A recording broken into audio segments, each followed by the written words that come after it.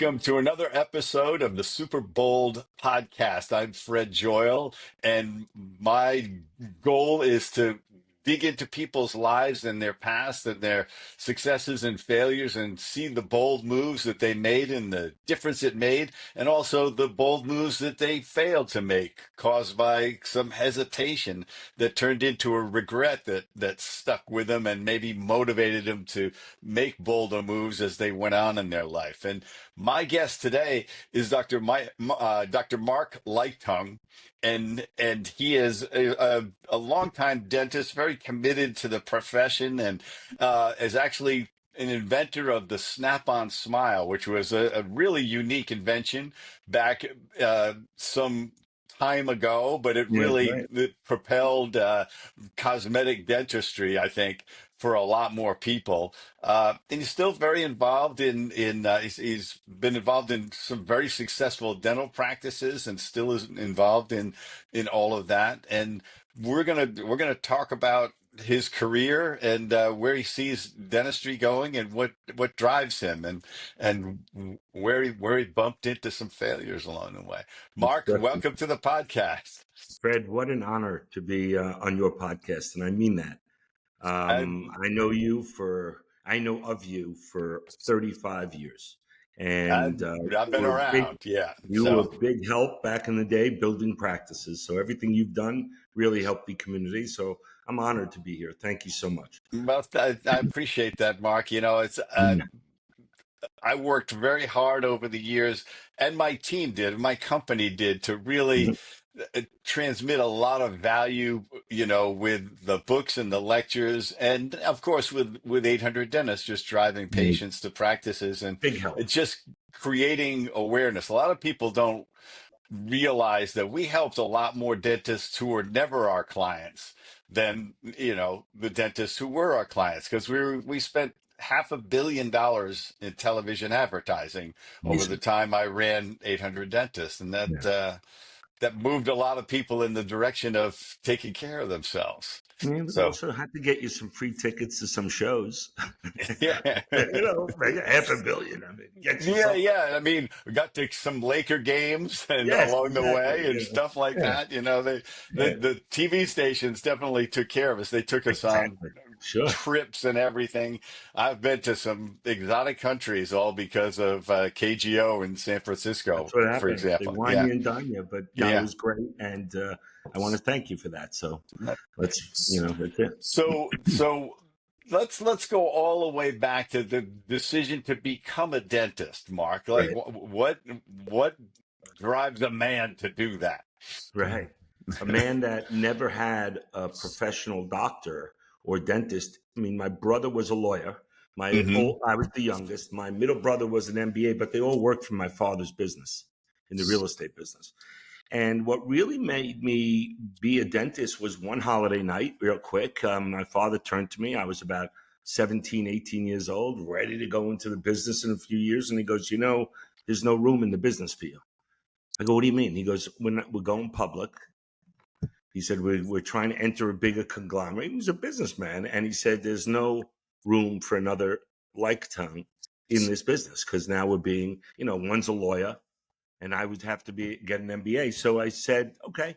And, it was pretty devastating at the time, but I was a good student. And it was really a great thing because I got a chance to volunteer in 3 different categories: cardiac department in Mount Sinai Hospital, an accounting firm that I was able to go, and the dental clinic in Mount Sinai on 100th Street and 5th Avenue in New York City. I was raised in New York City, in New York.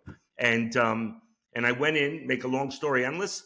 I went into the other 2. I could not get my arms around it. I went into the Mount Sinai clinic. They were playing music. I got there at like 7:30. They were preparing the room. The doctors looked happy. The staff was bustling. I said, I want to be a dentist. And I never stopped. And I really loved it. Loved when I volunteered it. I think it's an unbelievable profession, and we are all blessed to be in it. I really mean I that. I I think it, and I think that there's nobility in the profession in that many people do not appreciate a dentist until they need one. That's right. They're very comfortable uh, sneering a little bit at the profession or just having negative things to say. And uh, what I have found, and I think you and I will certainly talk about this, is that when you can help somebody with their oral health, you are doing something transformational Hmm. for them for many, many years. And I don't think people appreciate it anywhere near as much. And I think, like I said, there's nobility in doing a profession that really helps people and is way more underappreciated. I mean, they're much happier with their cosmetic surgeon or their dermatologist or even their hairstylist than you.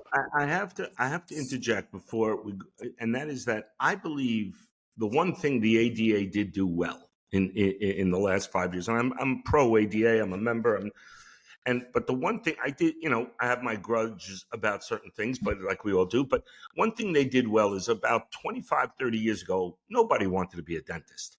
I mean, dentistry was a little shunned at. Now Yeah. people are talking about all on X's and cosmetics. And I think the ADA with the dental community and people like yourself that got dentistry out in the market, and then people like myself built quality offices and delivered quality care by myself. I think we reinvented ourselves and the industry, the world, the communities we're in. Look at us a little higher up. The rumors got out that dentists make more money than doctors now. So the rumors got out. Hey, wait, let me be friends with the dentist. Yeah. And I think dentistry through the years have become a more noble and I do think respectful position or profession. I Yeah. do. I'm a pro dentite. That's what I am. Well, but I think Dr. Bill Dorfman, who's a Know him. Yep. longtime friend of mine, he was actually one of the first 800 Dentist members, interestingly enough. I But do he remember that. did with the Extreme Makeover, he really brought a cachet to dentistry and its Yeah. transformative capability that had never been seen before. I think that was enlightening for people, and he really launched something and Yeah. propelled it uh, nicely. And other dentists got to slipstream on that, and then also, create that experience for people. And Yeah. so you built a few practices along the way, Correct. and in New York and New Jersey. Did you cross the river? Yeah, I definitely crossed the river. I was sort of like a homebody to one office in Lincoln Center, New York. Yeah, And that was sort of the biggest boom I've ever had in a practice. And then I always got interested in groups. So my hands weren't the only things making me money. yeah, And maybe that comes from my business background, listening, to me at family meals. I'm listening to interest rates, good guy clauses on leases, how to run a business. And that really helped me. And when I was looking, I wanted to build something in New York City because that's where I'm from. I was raising my family there. And Lincoln Center was a very large practice. I got it up almost to $5 million, but I always had others running. And I did cross Jersey, but I like to handle, I like to really teach. So yeah. that when it gets over the line, it gets a little long. But it's good. Yeah, I did go into the group business for Yeah, practice. so you brought in a number of associates Yep. and created multiple practices, because I think if you have an understanding of business, uh, it helps a lot, because a lot of dentists don't have that understanding, and they stumble because they launch the second practice and they find themselves working twice as hard for the same money or less, Correct. just because it's not that easy. It's not. Scaling business people know that scaling is fraught with all sorts of different twists and turns that Absolutely. doesn't happen in a solo retail environment, of Yeah, which is what dentistry is a retail healthcare. So absolutely. I think it's really who you hire. And I learned this after doing it for many, many years. Our job as dentists who do branch out and want that, really, that we have that entrepreneurial spirit. You mentioned it. I mean, you need a plan. You need a business plan. You need a game plan. And what happened over the years through my associates, through meeting great docs and really staying with me and us cultivating these great docs, I wanted doctors that do 5 procedures well.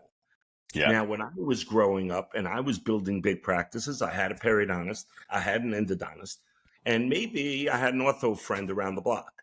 But Yeah. now, root canal therapy, clear aligners, these are done with doctors who are ambitious and want to be great. And I do have that entrepreneurial business mind a little bit towards that. And maybe I can enlighten dentists how to make more money and then loving the profession, because nobody loves the profession if you can't pay your bills. No, that's why the profession is known for its suicide rate and its bankruptcies and stress. That's right. It's if you don't know what you're doing in any business, the money disappears. Staffing bloats. Yeah. I mean, And interest rates shift and things like that, and you borrow more before than you you know can it, handle. you're literally working for your staff. You Yeah. literally get to a point where your staff is 40, 50% of what you're doing. I know docs that had $600,000 practices and they were paying their front desk manager $160,000. I mean, I had to ask, is there something going? I mean, it's just you're supporting beyond your means. Yeah. So I think to your point, you need to understand bottom line percentages. And today it's reachable. 25 years ago, we didn't have programs online. We didn't have people talking about things and really enlightening people from their bed or their home office.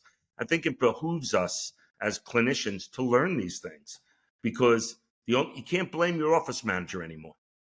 No, It's right in you front of you you got to be able to. I know the guys at Heartland Dental, which is the biggest you. group organization of dental practices, and when they bring in their next wave of new doctors in, the first day they sit them all down and they teach them how to read a financial statement. And Hmm. that's because it's like you're in a business. You need to Right. know accounts receivable, accounts payable. You need to know long-term debt, short-term debt, the amortization. All of these things need to make sense. You need to understand taxation. You need to understand tax law. You need to know you got to pay your Yeah. employee payroll tax, or you're going to get fined into oblivion. Right. Uh, And you also have to learn some other things. A doctor needs to learn when to fight and when to pay. The biggest thing I see is doctors, we get egos. yeah. Dentists, that can't be wrong. And all of a sudden, you got a letter from a lawyer where $2,500 would have made that person go away. Yeah. And I think the business mind is somewhat, I think if someone's going to say, I'm not going to learn all those things, then you have to learn that you understand that if you give somebody a $3 raise, that's not $3 at 1 hour. That's $3 for 40 hours times 52. So you need to understand that you need to make that to give that. And if the office isn't prepared to it, you have to have that direct conversation. But the hard part today, doctors, are not learning that. They're leaving it to Gloria in the front. And to me, Gloria in the front is a wonderful lady and thinks she works her tail off so she can take a few $100s here and there. It's not a big deal. Yeah. And to me, I think doctors need to learn, and it's very rare that you run into that, but we do. And that's because we close our eyes and we're making enough. I'm happy. Yeah. That's Yeah. the way I We could go down the rabbit hole Yeah. of embezzlement for Oh, yeah. We're sure. not, no, no, no, no. But That's we're not another gonna. storyline. No. I got a lot of No, but stories. because I'm more interested in like was there a point in your career where you got, let's call it, ahead of your skis, and you said like you were at a loss to how you were going to solve it. Did that ever happen to you? I got to tell you, the most amazing story to me is I was a young guy. I went to a friend of mine and we grew up together. He went to Columbia. I went to Penn. And one night we got together and I said, listen, there's a practice in Brooklyn I want to buy and I want you to be my partner. And he said, let me think about it for a day. And I never thought of that. Called back, goes, I'm ready. Let's do it. We bought this practice. We were doing really well. All of a sudden, downstairs, the boyfriend of the hairdresser downstairs, torched the building, burned the building down to the ground. Oh. I was young, right? I was a kid, and I think that I probably said to myself, I want to be a New York City exclusive dentist, and I want to start my career, but I didn't leave my partner then, and I did leave him a number of years later. But I felt like things like that, of where I could have, taken my career to another level earlier and maybe been in a type of practice I would have liked to be. I felt like I was needed to finish this job and get us Mhm. back built. And in the end, I felt, it was fine, but it wasn't the best move for me in the Yeah, dental field. you burned some years. I think that's what we got. We're like ball players. You only have a Yeah, number of years, and you kill three yeah. or four. Yeah, So and they are in many ways they're your prime. that's it. I when I coach young entrepreneurs now, I say like, you're going to hit your sweet spot between 35 and 45. That's, all your wealth is going to be derived from what you do in that decade. And it will certainly can grow beyond that, but that's where you're pouring the foundation. That's where you've made enough mistakes where you're resilient, and you can launch yourself into something. So yeah, you can't mess around and go like, oh, I'll get to it. I'm only 38. It's not a big deal. Yeah, And it's like, you and I have lived long enough to know that you can blink and it's the calendar's changed decades on you. incredible. Yeah, it's Yeah. incredible. And you do see dentists that understand that they come out of school or their programs. The first 3 to 5 years are to get your craft and get your know-how, your clinical skills really honed down. And 39 to 55, I always say for a dentist, is your prime days. Your days, whether she likes to go in and do implants, or he's doing a lot of clear aligners. Those are the days, to your point, that they're more educated. They got the crafts, they're running their practice like a machine, and those are the times that we really do accelerate. And that's why I think wealth or comfort for dentists that I see is a little later. We went to school for a long time. We have to spend a few years your comfort zone may come a little later than somebody who started on Wall Street right out of Yeah. college. Yeah.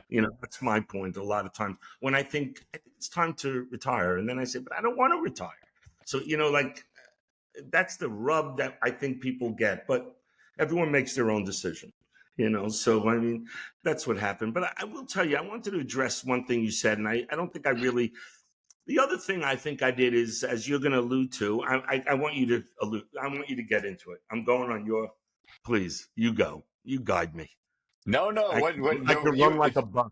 if you want to circle back to something, we want to hear it. When I created a product, right? And one of the biggest faux pas I think I made as a young dentist developing, not so young, but developing, this goes back about 16 years ago. So it was younger. And I created this thing. And I think I got nervous that I couldn't do it alone. And so I didn't take it. And subsequently, a lot of times we acquire a practice, we go into practice, we don't think we have the wherewithal or the goods to bring a product or a practice to where we want to be. And I can honestly say that that was probably the three times that you just got out of me, was when my father said that, Yeah. when my partner said that, and when Snap On, I bailed on it and sold it earlier than it should have been sold. And that's because I had that little doubt. Yeah. And there was no need to have that doubt, but you only learn that when you get on in your experience, and you look at the landscape of everything you should have done or would have done, but we Yeah, I didn't know. mean, you created a fairly revolutionary technology, and sold it. I believe to Denmat, right? Denmat was owned by a bank, Credit Suisse. So I really never met Denmat until we were Oh, sold. right, I right, only right. dealt with Wall Street. I used to go to Yeah, Wall Street. I lived in Manhattan, and then all of a sudden I had to fly to Santa Maria, Santa Santa Maria, Maria. Yep. California. Yeah. And I will say that it was great. I love the old Denmark guys, Yeah. and it was such a special group of people. It really was. It was a really warm group, and you know a lot of them, so I'm not going to go through them. But they were a very warm group. Business gets in the way. Another group came in. They felt that they were more involved. All LA guys, as you know, and this was discus guys, and they came in and they believed in box stores, Yeah. box sell boxes, no labs. So Yeah. there are some just revolutionary and just breaking news. Snap-on is going to come back in a big way, and I'll tell you, Denmat sold it to an excellent group of labs, a big lab, and just letting you know, look for it, the best implant temporary out there, and it is a preview to some beautiful smiles, but it is going to come back and help a lot of people, and that's what it does. Not to make this a commercial because it's not, but I want to say what brought really unbelievable joy to myself is how it helps so many people that I never thought it would when I was creating it. Bulimics and anorexia and different modalities, congenitally missing teeth. This was a godsend to a lot of people. So I still get letters and notes, but just Yeah. to be able to create something in the field is enough. It really is. Well, and that's, what you lacked was the boldness to say, I can do this myself. Uh, Exactly. I'm gonna jump off the high board and hope there's some water in this pool. And that's what stops a lot of people, especially if they get a couple of failures under their belt, or and they feel like I don't want to fail anymore. That hurt too much. Whereas other entrepreneurs and people like you and me, we go like, okay, there was a lot of information in that failure. I won't step in as deeply into that cow manure this time. But we go back out swinging, and that's when the failures inform the success going forward. And that's That's that's the great lesson when I tell, again, I love coaching young people, and you love coaching young dentists on their careers. It's like, it's okay, you're going to get better by not being good at something. uh Fred, if I could, where that goes so hand in hand, what you're teaching is what I'm conveying to young dentists is to take that leap of knowledge and put the implant in, do a root canal, yeah. take the tooth out and bone graft it. You don't have to send it. It's a simple tooth. Be bold and you'll be great because you got to dare to be great. And I always tell them something. I should take my own advice. And I'm starting to, and that is in Jamaica. In Jamaica, the land of Jamaica, in Montego Bay, there's a place called Rick's Cafe. I tell this to almost every associate that comes to my office. I say, at Rick's Cafe, there's a rock that people jump 2 stories down into the water. And some people feel you need a lot of rum punch to do that, or you're bold enough to take that leap without it. And I see all these people making it and making it and making it. So I said, what the heck? One rum punch and I'm off. And I tell doctors that's the boldness you need to create great comprehensive treatment planning and great dentistry to be able to deliver everything you want to deliver in dentistry. If your passion is sleep, if your passion is all of it, everything, be bold enough to do it, because there's going to be that step saying, can I do this? Can I do this? I could do it, and do Yeah. it. And I Yeah. think that's a tremendous thing, because young dentists fail because they don't want to take that extra bold move. Yeah. They don't want to take I should have done it. No, didn't Yeah. let me. No, and So I that, man, think that it, that gnaws at you as time goes on. You look back and say, yeah, that's when you say I should have, that's followed by the story of what you regret because of that's what true. could have been. And this is the other thing, is what I teach when I teach boldness to people, is that you don't need to be confident to do something boldly. And that's what a lot of people are waiting for. Well, I would be more confident to do this. If I were more confident about my skills, I would do that root canal. It's like, no, the doing the root canal is what's going to give you the confidence. You're going to Right. expand your confidence by being bold enough to do something you might not be good enough at. But you got to step up And when we push ourselves to step up, there's support that comes from everywhere. Sometimes it's from a mentor or a peer, and sometimes to me it's just the universe saying, "Oh, you finally got some nerve here. So here you go. No, Here's some it's unexpected very true. rewards." But it's very true what you say, but you need somebody back there, either Yeah, a loved one, maybe that support, or a mentor. I think mentoring today, with all of us that see each other at shows and know who the who's who and people that want to give back, I think there has to be some sort of an arrangement made by somebody, because so many young docs, so many young dentists could really use just mentorship and guide to say, you can do it. And the reason you shouldn't send it, yes, an endodontist will do it better, but you're going to do it better the next time. And you're going to do it fine now. I mean, it's just the confidence for them to take that step. And that's the really, it's tough. Some people just go and some yeah. people don't. Some people, it's their nature. They're like, uh, leap first and see how it goes. Uh, See if but there's a but landing space. Yeah, but a lot of people, and the people who go into dentistry, they're not necessarily bold, outgoing people. They're more the artistic, scientific personality, True. engineer kind of thinking, which is not known for its daring.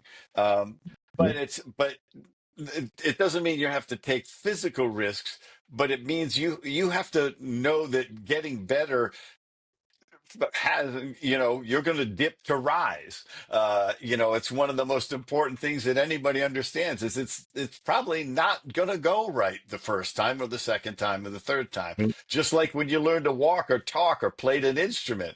When somebody decides to learn a violin, it's going to sound horrible for a Right. while. And that's why with some dentists or violin players look back at their work or look back or listen to their music, they always say, I could have done that so much better. Of course you could have. You Yeah, did 10,000 of them now. You're much yeah, more experienced. Everything you could have done much better. But that's called practice. yeah. And we are in a practice. We need to grow. And I think once you take that step, see the reward, if I do it great, keep doing it great. And by the time you realize you're really good at doing it great, you're going to get paid a lot of money and you're going to be very satisfied. Not that it's just judged by money, but unfortunately, if you're in a practice that could deliver the great stuff, you're going to want to be compensated. And I just say you got to keep doing it great. You learn from every procedure. Well, and That's really and what happens is when you're bold enough to work at getting better, you do become more confident in your overall ability to get better. But the other thing that happens is wow. you start to project that confidence, and that's who people buy from. When you, as a dentist or any other type of business person, I don't care if you're a roofer or Right. a car salesman or whatever, when you like, no, this is the car for you. You've told me everything you want. I could, and if you don't buy it from me, that's okay, but I want you to have this car. So if you can make a better deal somewhere else, go get it. If there's another brand, go get it somewhere else. Because, But yeah, that makes a difference. And it's same thing when you presenting to a patient and you say, this procedure, if I've done this hundreds of times, everyone I do it for wishes that they had done it sooner. So it, yeah, it will it'll pain me if you don't do it. You don't have to do it. But it is my professional desire that you do this procedure. right. And I got to that tell you and that people, yeah, they react to that. that is the difference between, let's take it to the dentistry, where a doctor is talking to a patient, giving them a treatment plan to save some teeth, but now they give them another treatment plan and to ask them, well, what do you think? Those are uncomfortable positions, and they are not confident clinicians. So you Yeah. put your patient in an uncomfortable position and you're not confident. What you just said, Fred, is exactly what I teach. And that is that you look at the best. How would your mother, your sister, your wife, your boyfriend, anything, how would they all look at, and how would you want them treated? Give that with conviction to your patient, and your treatment plans will be accepted. Because if you're wishy-washy, they'll be wishy-washy. But if you're definitive and you say, let me get Margaret, she'll go through the finances. Boom. Yeah. That's a case. And if they say, "Wow, that seems really expensive," you say, "When you say that, it makes me realize I haven't explained the value of this, the long term value of this enough, because it's the right thing is not expensive. You're taking care of your body and your long term health and your appearance and your confidence is not expensive. It's an investment, I and will I say have this. to help you see that." So, I will say the advantage we have in dentistry, being a dentist and pretty well trained, is that everything we don't do in dentistry gets worse. yeah, That zit on my hand that's pretty bloody and the doctor wanted to cut it out. I let it go. Hey, it healed. yeah, But in dentistry, a broken tooth with decay just doesn't heal. it's A not growing busted back. root, We're not infection. sharks. That's right. So Yeah. exactly. So what I tell the docs is number two, after you tell them their plan, tell them what happens if we don't cure that infection. Explain to them that deep decay that doesn't need a root canal now. Why we should take that perio-involved tooth out. These are the things that get doctors great. The communication of telling them and explaining to your patient, not to put fear of God in them, No. but to put real dental practical situations that occur. You don't fix the cavity, it goes into the nerve. You don't fix the root canal, you're going to have an abscess. You lose teeth. You need implants. I don't want it. Get the root canal.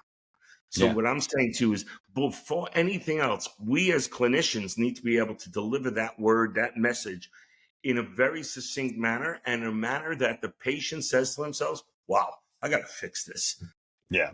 And then we talk money. Yeah, and to me, I've talked to Value. dentists about this and as well. And sometimes it's so important to just say, you don't have to do this, but it's not going to get better. Okay. It may actually stop hurting because what happens is the nerve is retreating. It's not going to send the signal anymore, but you didn't get better. That happens, as you say. Think of this as a Infection. whole different organism in your body, a whole different operating system That's right. than the rest of your body in terms of healing power. Um, because, you know, you can, the body has a system. It'll make the tooth fall out. It's like, that's not an answer. That's an answer 50,000 years ago, That's it. or three and maybe 300 years ago, or 400 years ago when the Tying your barbers tooth to started a pulling. doorknob, tying your Yeah, tooth to a doorknob and letting it rip doesn't yeah, really work. I yeah, tried it. yeah, It doesn't yeah. work. No, no, it's they said there's no, you need Don't fishing cure line it. and a really good slam and a yeah. So it's and it's fun to watch somebody expand themselves and see that and go, oh, I got through the fear, the underconfidence, and I took the steps, and I'm getting it. And like, and you when you watch them get uh, an understanding of their expanding capability, and that becomes their MO is like, oh, I know the formula now. It, I don't think I can do it, but I try to do it. Doesn't go Right. exactly right, but after I do it a couple more times, I'm starting to get the hang of it, and That's now right. proficiency, and that feels good. And now finding way, and now I go to a course, and somebody says, "Oh yeah, but by the way, have you tried this bonding agent instead of the one you've been using?" You go, "No, no, tell me about this." It's like, oh, are you going to love this? And you Right. just keep dialing it up, and that can make the profession exciting into your 80s. You Yeah, know, definitely. um, Definitely. That's the growth there. The yeah, growth is to keep it fresh. And that's why I think doctors, to avoid burnout, to increase what we're trying to do for our patients, I think all of us, it's kind of the way I looked at Snap On. I created Snap On because of that. You know, the real thing I created Snap On was to give people an option. Not yeah, everything is 30,000. Not everybody can afford that. But what about the people that really have missing teeth and just want to smile for a while and just use it as a gauge to what they want in the future? I think people really, I think we as dentists are reinventing ourselves again. to get more into these modalities and be more confident and take the courses and take self-help courses like you're giving. I think years ago that was poo-pooed. You learn it, you get it in dental school. Now people want to be great and they Yeah. want to be, a little more outgoing, to your point, because they want to meet people at the club or the bar or the game or this, and they want to gravitate to a guy who's happy. Happy people want to go to happy people. And Yeah. if you look miserable, they're going to say, "Oh, he's a dentist. He's committing suicide next week." Like Yeah. that's true. He's, Yeah. not Yeah, no, true. he's the other wonderful thing that's happened, of course, in the profession is there are way more women dentists. I have a good friend of mine. His mother emigrated from Mexico, became a Right. dental assistant, then became a dental hygienist, then became a dentist. She was the first and the only woman in her class.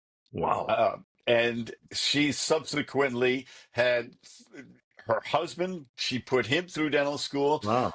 Wow. Three kids became dentists, and Oh, my friend, he has his son and his daughter are general dentists, and his oh my other God. daughter's an orthodontist. So That's this amazing. woman created by being that first woman a, a family tree of dentists that She just will created her go on own forever. DSO.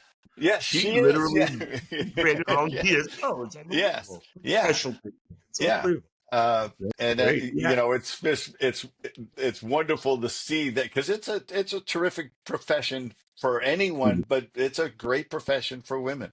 And there are few better. And I so agree. what else excites you, Mark? What outside of dentistry and everything else? What gets Well, you going? what gets me going? I think outside of dentistry, I mean, my hobby is I play golf. My kids are I don't want to be too cliched. My kids are out of the house. They're on their own, path. And it's great to see. Me and my wife are just enjoying life, me going around. And hopefully one day she'll start you know, joining me. But the real thing in like what I'm looking at now in my career is I really enjoy, you touched on it, I really enjoy taking doctors that are producing 250, 300 an hour and looking at a $3,000, $3,500 day. And I know I'm talking money, but I don't mean to, because this is how, unfortunately, we are all, what is our practice worth? What are we worth? What are they worth? What is this worth? And then you don't want to talk. I mean, I was on a discussion the other day about selling. You will not die from a missing tooth. You won't even die from an infected tooth. You'll just take it out. And nobody, I promise you, nobody died without an implant. Like you need an implant. No, you don't. So we are in a commodity driven business. We Yeah. have to express communication, confidence, boldness to getting that treatment plan sold. So I'm looking for doctors and I got them to train them in the modalities I believe in, the communication to deliver comprehensive care, understanding your financials, but also how you go from 250, 300 an hour to 1,200 an hour. And I've got doctors in New York and they are producing 11, 12, 15, 18 best doctors. I mean, how they do it is because they deliver quality work. It's not because they're seeing 7 patients an hour. It's totally different. Those are Yeah. not the way you make a lot of money. You treat and plan, you get skilled. Seeing 7 patients an hour, there's a need for it, but Yeah. not the people who could be really great and lead the profession into another state. And that's what gets me really excited to see guys like that. And I feel like dentistry has been amazing for me. We all live nicely. We travel when we want. We pretty much get what we want, but it also has an ability for us to give back, whether you're a clinician, a marketing person, anything, a lab guy, everyone could give back to the community. Yes, you can get paid for it, but more importantly, there's a drive. You can get paid for Yeah. anything. There's a drive. Yeah. And I think it's very important. But I really wanted to ask you a question Sure. because you are a marketer. And I would ask this, in your opinion, if you were starting a practice, right? Or you just bought a practice that you need to resurrect. Would marketing be the first thing you would do? Like, is that the first thing somebody should be doing? Or do you think marketing is a whole. It's part of the process. Well, there's two ways of answering that. And part of it is if marketing is in the broadest sense, okay, advertising for paying Yeah, for your message to go out there is a segment of marketing. Marketing's everything you do. Hence my book, Everything is Marketing. Everything you do attracts patients or repels patients, increases case acceptance or decreases case acceptance. Nothing that you're going to do is neutral. And that's true of many, many businesses, but it's really true in dentistry. yeah, There's people are learning to trust you by all of these subconscious cues that sometimes are completely irrational. Oh, it smells nice in here. I think I trust him more. I mean, we're human beings. You know, you can't ignore human nature. You ignore right. it at your peril. Um, and so, what I would be doing in starting a practice is my marketing would be I would be out in that community in any possible way. Community engagement is almost the number one marketing tool. And that's you and your team's families. Go to events together. Let everybody on your team needs to say to everybody they meet who they work for, what they do, and why they love working for her. That's right. And And that lays the foundation for the practice. 100%. I like to say also that from as a clinician side, if I was starting a practice and I wasn't the clinician or I am the clinician, I would want to have my wares, my ability ready to take on a community, to your point, that runs like wildfire.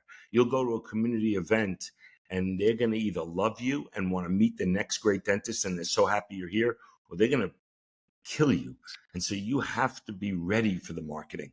And I think today more than ever, it starts with the phone. I mean, the funny thing is, the phone is still, in my opinion, the best tool in marketing, because I just feel when they hear that voice on the other side and that voice is empathetic and caring and gets the job done, they are more connected to the practice than if they walked in and saw the doctor first. So I always think that's important. But I just wanted to know what your thoughts were. But it's the truth. You got to get your team ready. They got to be all in sync. And You gotta have a happy team. That's like find happy people. It will right. make all the difference. You can train them to do almost everything. The hygienist has to have some training, but everybody else, you can say whatever skill you need, we'll get you. But you got to show up here happy and reinforce that with everybody else. And if you're not feeling happy, come to me. Go to your office manager, go to your team member and say, I'm not in a groove today. Help me get up. No, Um, but you just can't make a miserable person happy. So don't hire them. And if it's you true. got one, fire her. Fire him. Get him out of the office because the patient is picking up the vibe that people don't want to be there So and true. they won't want to be there. But You know, if you're out on the street as a hygienist saying, or the dentist, you're just out everywhere. Everybody needs to know what you do because you never know. Somebody's going to say, "I've been looking for a dentist. My dentist retired. I'm afraid to go to anybody right? else because I loved him and I don't want to go to You anybody else." But you seem really like a really nice guy, and she's like, come on in. right. I'll do an exam. I'm not even going to charge you. Let's see where you're at, and we'll get your records and we'll take it from there.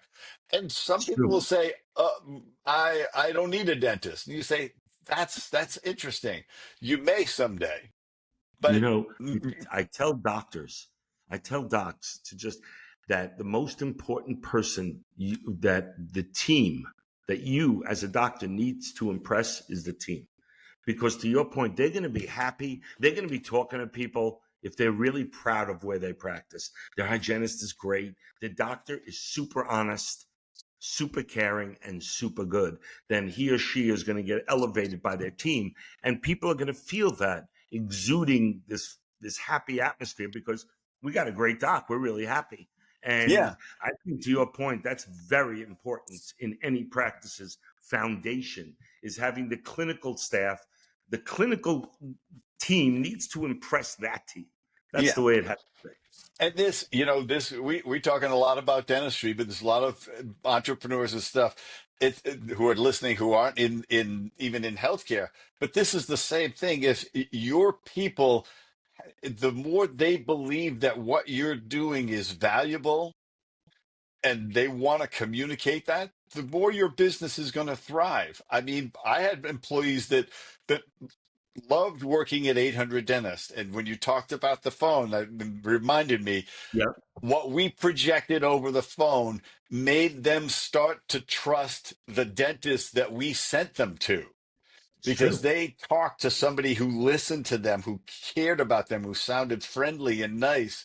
And they said, we found somebody who's really going to take care of you. I think you're really going to love him, or you're going to, when you go to her, you're going to be really happy. We've sent Right. dozens and dozens of people to her that are always happy. And they just go, this is what I've been looking for. And you sound so nice. And But your call we center, get tons of feedback on our right? operators. We had doctors But trying your to call steal them. center was in America. Yeah. Well, I Your mean, call yeah. Well, center, in the U.S., speaking English, and but we had doctors all the time going. They would actually come visit us and go to the call center and say, "Can I have one of these? I exactly. want her to work at my front desk. I want her Yeah, in my I office." It's remember like, that. It was yeah. very well So trained. Very yeah, well trained. Yeah, yeah. it's great. And it's because it was about that. That positivity, the power of how you project it and project it everywhere. Certainly, you can project it so easily over the phone, and it's incredibly impactful. And Yes, it is. yeah, if somebody doesn't understand that and they're answering the phone, you got to help them. You got to, It's also when you see somebody smiling when they're talking on the phone. I mean, that goes through the lines. oh, yeah, And as much as we absolutely. use text, there's a lot of things said about unemotional text. I think the phone still works. I think that person clears the way, then the hygienist, and then the doctor. And the assistants are absolutely entwined in all of it. So I think every teammate, every person in that office plays a role. And that is really what you look at as you go on. You really look at practices, and maybe that's where you get your tremendous experience. If you build practice, I'm not running to do an ad now. I got to get the right doctors. I got to get the right team, the right manager. It's been 2 months. We've been word of mouth. Now we're ready to roll out some big marketing and get fresh people in and build a business. I think Good. it's like it's like to entrepreneurs. I learned that from my late father-in-law. My wife's father passed away, but he was in the restaurant business and customer service and customer relations and how they treated people and how they gave them a seat if they felt they were warm, or somebody was standing and looked a little, give him a chair. He was just a gentleman by nature. And I learned a lot by that. If you wipe off something on a patient's face, the little things mean so much for them to speak to somebody outside. To your point, everything, community outside at dinner. The guy wiped. I was so happy because I had something on my face. They told me to Mhm. go and wipe it off. My question is, why wasn't it wiped off in the operatory? So, Yeah. Yeah. but that's practice. We move on. So that's part of it. But Yeah. and that's it. I mean, that's really where we try to put our biggest effort in. And I think the future in dentistry, hopefully, I mean, who knows? Yeah. AI and all this stuff. I have no idea. But But I think you're going to look at the amazing. technology is going to make dentistry faster, more comfortable, more efficient, better results. Uh, but in the end, people are smiling more and feeling more confident about themselves. That's big impact. Yeah. And it matters to people. I mean, you look, the last thought really is if you watch old TV shows like from the 60s and 70s, people's teeth were pretty rough and Pretty they had careers in much. acting. But you can't, in high D, you can't get away with that anymore. And because everybody's got great I do teeth. think I do think technology, AI with these formats that show the cavities, show the bone loss, going to only make dentists, as I'm Yeah. working with them, and dentists, only going to make them better, only going to make all of us better. But with that comes training. You got to learn how to talk AI speak. There's an orange color, then we watch. Make that your first entree to the patient, so they know you're caring and you're honest. I Yeah. think the marketing techniques, are just changing. I mean, it's Yeah. now gone to all phones, So I don't know about you, but I think the newspapers might be in most communities obsolete. You're trying to attract the consumer who's on the go, but I don't know. It's Yeah. kind of I mean, amazing. there's the consumers, the young consumers in particular. That's basically, and that's, I mean, 35 and under. They gather information a completely different way. It's unbelievable. And so we have to adapt to that. I'm sitting down with a co-writer, and we're gonna update everything as marketing to the 21st century cutting edge thinking about this, and try to hope that the book isn't obsolete as soon as it's printed. But that's the hard part. I Uh, want to tell you, Fred, and I know our time is running, but there are some real great mentors and leaders in the profession that are putting together stuff like that and collaborating all their material that they've gotten over questions, chat lines, articles. I think this is what I'm talking about. I mean, things like yourself and a little bit about me, but maybe more like yourself, that have really seen so many changes. And I like to believe the two of us really took a profession. We've come in as a non-dentist and made such an impact about recreating ourselves within the profession. That's kind of why I love the profession, is because there's so much room for good people to really grow and leave something.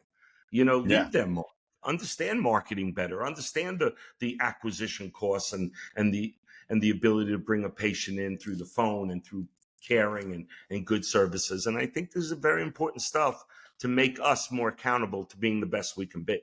Yeah. And I'll just leave you with, if I'll just say this about that, and that is that if you want to be great, you got to be great. If you want to be successful, you got to be successful. It's not going to come from the couch potato. It's not going to come from the person who's not taking in new information. It's going to be from the people that want to grow. And no Yeah. matter what stage you are in your career, but growth is great, Yeah, and it's if out. you if you want to be better, it's what you do. It's not what you think about or what you say. It's the actions you take. So, It's 100%, and that's the future.